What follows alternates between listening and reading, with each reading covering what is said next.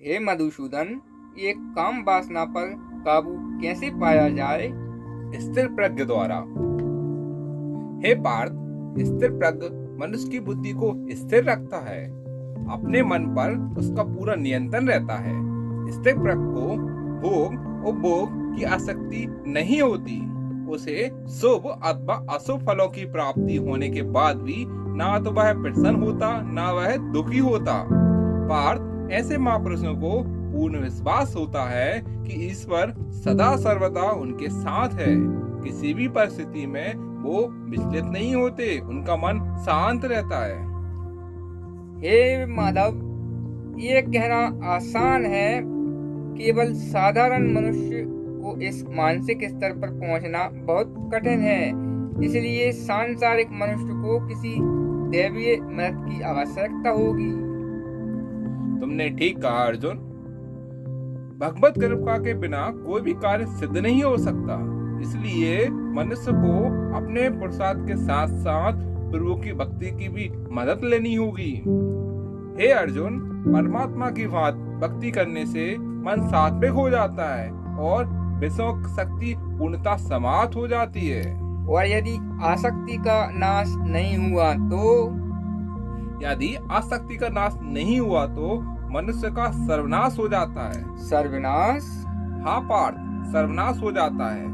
हे अर्जुन, आसक्ति के मारे हर प्राणी आसानी से किसी भी विषय आकर्षण और मोह में फंसकर सोते जागते निरंतर उसी का चिंतन करता रहता है। जैसे कोई मनुष्य सुंदर स्त्री के प्रेम में पड़ जाता है तो जागते हुए उसी की कल्पना और सोते हुए उसी के सपने देखता है। इस प्रकार निरंतर चिंतन से आसक्ति की नींव पर काम की भावनाएं बढ़ने लगती हैं और काम या वासना में यदि थोड़ी सी भी रुकावट आ जाए तो क्रोध का आगमन हो जाता है। और जहाँ क्रोध है वहाँ सम्मोहन है, अविवेक है, अविचार है, सोचने की शक्ति शिथिल पड़ जाती है।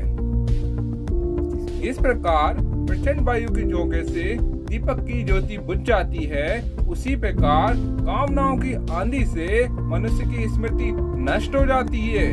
जब स्मृति नष्ट हो जाती है तो विनाश में कितना समय लगता है।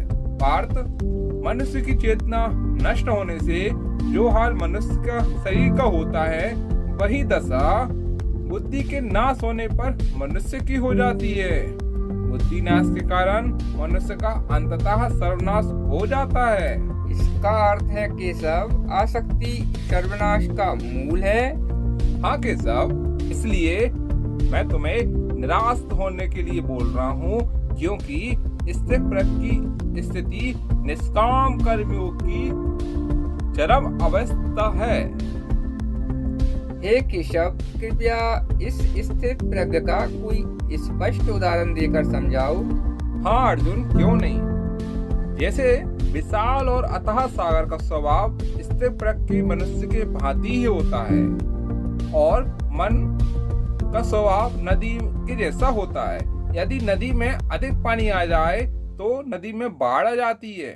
उसकी तूफानी लहरें किनारों को तोड़कर चारों ओर तबाही मचा देती हैं। यही हाल एक शुद्ध मन वाले व्यक्ति का होता है। थोड़ा लाभ, थोड़ी सी सफलता उसे हजम नहीं होती। धन और सफलता के नशे में चूर वह मर्यादा तोड़कर एक नीच इंसान की तरह हरकत करने लगता है। परंतु स्थिर प्रज्ञ मनुष्य एक सागर के भांति होता है, जिसमें चारों ओर से नदियों का जल निरंतर जमा होता रहता है, परंतु सागर हर प्रकार से शांत रहता है। नदियों का जल उसकी गहराइयों में गुम हो जाता है और सागर कभी अपने किनारे नहीं छोड़ता। उसके अंदर जल का स्तर वही रहता है। यही स्थिर प्रज्ञ की अवस्था होती है।